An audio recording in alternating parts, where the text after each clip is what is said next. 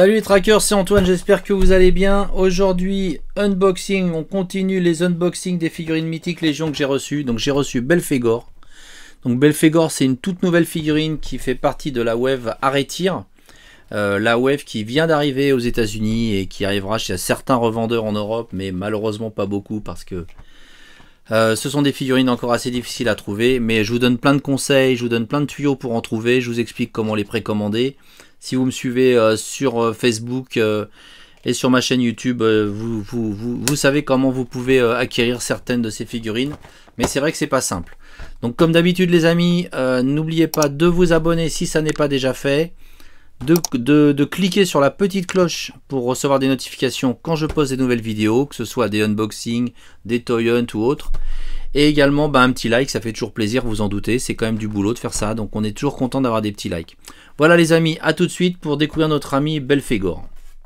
Allez les trackers, on continue la découverte des figurines mythiques Légion avec ce gros personnage bien badass, Belphégor. Donc Belphégor, c'est une toute nouvelle figurine mythique Légion, ça fait partie de la wave Arretir qui vient d'arriver aux États-Unis et qui commence à être envoyé un peu partout dans le monde.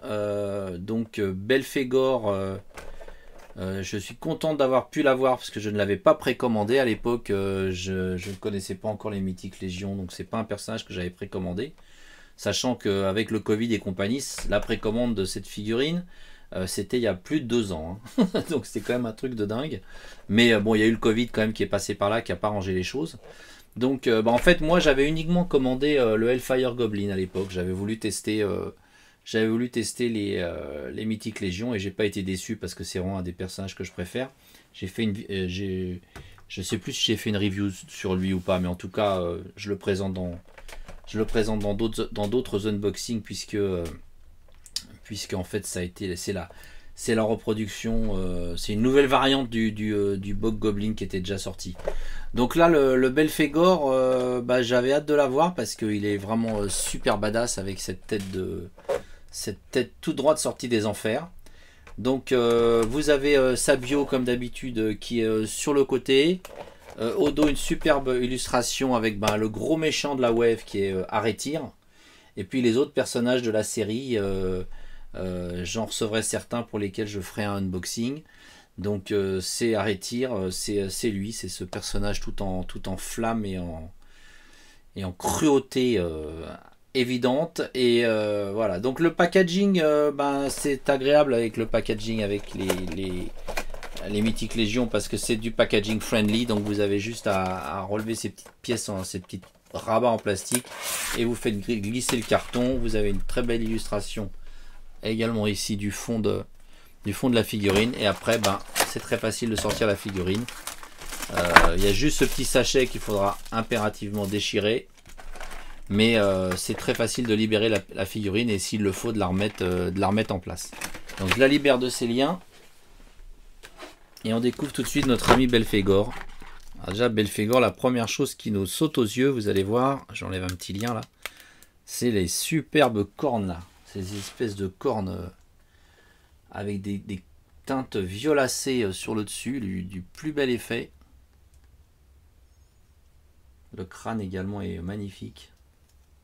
Le haut du crâne là, cette espèce de très spécial. Je mets ma main pour la mise au point. Donc voilà Belphégor. Donc je le découvre avec vous, je suis super content de l'avoir celui-là, parce que je l'attendais depuis un moment. J'ai même commandé des ailes pour lui rajouter dans le dos, qui sont vendus à part. Et ça j'ai eu de la chance, j'ai pu les trouver sur Big Bad Toy Store. Puisque sur Big Bad Toy Store, tout est sold out sur cette wave, mais de temps en temps, quand les gens annulent une figurine, hop, ils la remettent en stock. Et j'ai pu choper les ailes qui sont pas faciles à trouver. Donc dès que j'aurai les ailes, j'aurai le plaisir de rajouter des belles ailes rouges à notre ami Belphégor, pour lui donner un aspect encore plus diablesque. Donc voilà, c'est une figurine donc de la taille, on va dire classique, des autres mythiques Légion. Vous voyez, comme Thorion par exemple, c'est la même taille. Donc c'est la taille classique, ni tout petit comme un nain, ni grand comme un orc, ou voire même comme un troll, puisque j'ai pu vous présenter aussi Brontus récemment, qui est un troll très impressionnant, le troll cyclope. Mais revenons à Belphégor. Donc Bah écoutez, je vous laisse admirer. Je vous laisse admirer son armure. Je vous laisse admirer le travail de peinture, le weathering, les différentes teintes de couleurs, le visage qui est vraiment incroyable. Magnifique avec ces dents là. Les petits yeux jaunes méchants comme tout. Donc ça peut se retirer.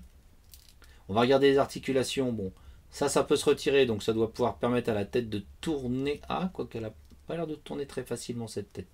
Donc, vous voyez, c'est une articulation en boule. Hein, donc là, c'est peut-être un peu... Ouais, c'est à cause de la... Il faudrait chauffer un peu tout ça. Mais la tête peut tourner sans problème. Donc, on a vu la tête. Maintenant, au niveau des bras, donc vous avez une articulation, bien évidemment, au niveau de l'épaule. Et l'épaule peut tourner intégralement comme ça. Les bras peuvent être mis vraiment à l'horizontale, comme cela. Voilà. Il y a de l'amplitude au niveau également. Donc, du coude, bien sûr, qui tourne entièrement, qui pivote. Le poignet également pivote entièrement. Au niveau du grand écart, il n'y a pas de problème. Une vraie danseuse de l'opéra. Il y a de l'abdos. Vous voyez, il y a pas mal d'abdos. Je mets ma main parce que la mise au point elle se fait sur les figurines derrière, j'ai l'impression. Voilà. Au niveau des genoux, pas de problème également pour plier le genou. Pour faire pivoter la cuisse, il y a ça qui s'est barré. Alors la cuisse, non, elle pivote. Oui, enfin elle peut... Oui, elle peut pivoter complètement comme ça, mais la cuisse c'est une seule pièce, donc voilà, on va essayer de pas abîmer. Voilà, et le sabot il pivote complètement, c'est un peg en boule, donc ça pivote facilement, voilà, comme ça. Voilà, on va lui remettre cette petite pièce. Donc vous voyez que cette petite pièce c'est une pièce interchangeable d'un personnage à l'autre. Hein. Parfois ça peut être une cotte de maille, parfois ça peut être une espèce de petite fourrure comme ça. Que vous dire d'autre sur les articulations? Bah, je crois qu'on a vu. Donc je vais vous mettre les épaulières. Je vais vous mettre ces épaulières et puis je vais vous montrer aussi un peu les accessoires. Je vais vous faire tourner un peu tout ça. Voilà les amis, donc là je lui ai mis les épaulières. Donc vous voyez que ça lui donne un look encore plus massif, encore plus badass. J'aime bien aussi avec les épaulières. C'est sûr que ça donne encore plus de volume au personnage. On va le faire un petit peu tourner s'il veut bien ne pas tomber. Voilà. Je voulais vous montrer aussi les armes. Donc vous avez deux sabres comme ça avec une lame recourbée, on dirait un petit peu des cimeterres.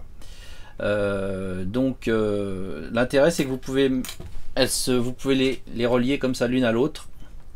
Vous voyez, ça vous fait une grande arme qui peut tenir à deux mains. Mettre ma main comme ça, ce sera mieux. Mettre mon bras pour que vous voyez bien la mise au point se fasse bien sur l'arme. Voilà. Donc vous pouvez lui mettre ça dans les mains. Ça fait un peu une grosse arme un peu à la Darth Maul.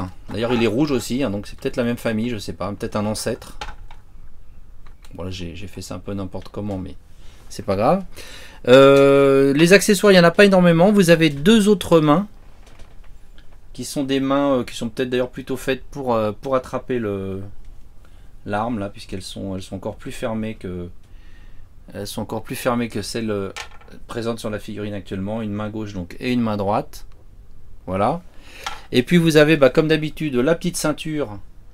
Ça qui est avec toutes les figurines mythiques Légion, vous avez ça. Donc vous pouvez lui rajouter une petite ceinture éventuellement comme ça, ou sur le torse pour mettre une arme dedans. Et puis vous avez également ces petites pièces. Ça c'est pareil, il y en a avec toutes les figurines mythiques Légion. Donc ça c'est des petites pièces qui vont se mettre dans cette encoche ici.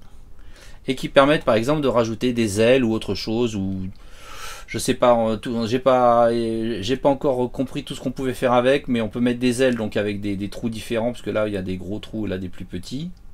Voilà.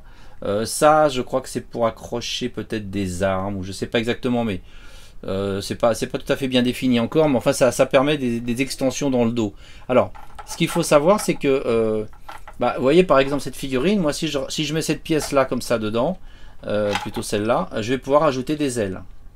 Je vais pouvoir ajouter des ailes. On va faire un essai avec Maléphar, avec une petite figurine que j'ai de la même wave.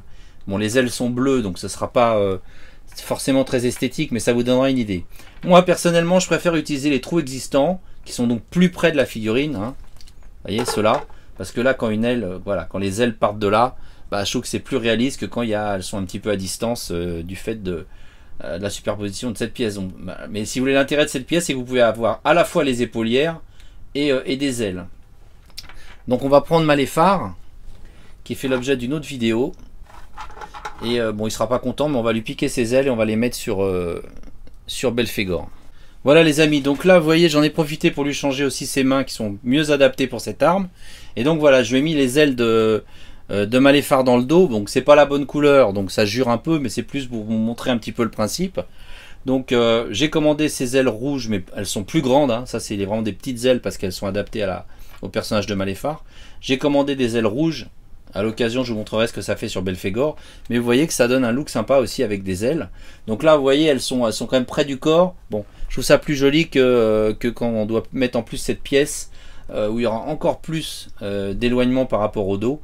Par contre, ça permettrait de mettre également en plus les épaulières. Bah, je peux vous faire un essai d'ailleurs si vous voulez. Voilà les amis, donc là vous avez la configuration épaulière et les ailes, donc fromage et dessert. Les deux sont compris. Vous voyez, ça, il y a plus d'écart forcément à l'arrière parce qu'il y a cette petite pièce que j'ai rajoutée. Mais ça donne un look aussi assez sympa. Moi, je trouve que ça fait un peu plus artificiel, ça fait un peu moins réaliste parce que les ailes sont quand même un peu loin du corps.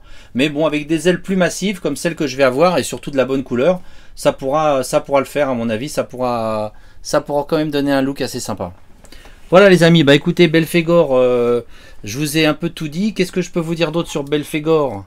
Au niveau des tailles, donc c'est une taille de figurine classique Mythique Légion. Hein, elle fait donc à peu près 17-18 cm. Voilà, donc bon bah les pièces. Oula, il y a un truc qui se casse la gueule. Donc vous voyez, là on est avec un body 2.0 avec Maléphar, donc qui est plus petit forcément. Vous avez ici donc un Borior donc qui est à peu près, qui est encore un peu, qui lui est un peu plus grand que Maléphar, mais qui reste plus petit que Belphégor. Ça vous donne une idée des tailles. Là vous avez Équadron qui lui est de la taille d'un... Je vais modifier un peu la caméra que vous le voyez bien. Voilà. Donc lui il est de la taille d'un ogre ou d'un géant humain. Et puis bah il y a Brontus qui est le gros balèze. J'ai fait une vidéo aussi sur lui. Donc là vous avez Brontus. Là vous avez les plus grands de tous les Mythiques Légions. Voilà les amis, bah écoutez, j'espère que cette petite review vous a plu, ce petit unboxing vous a plu.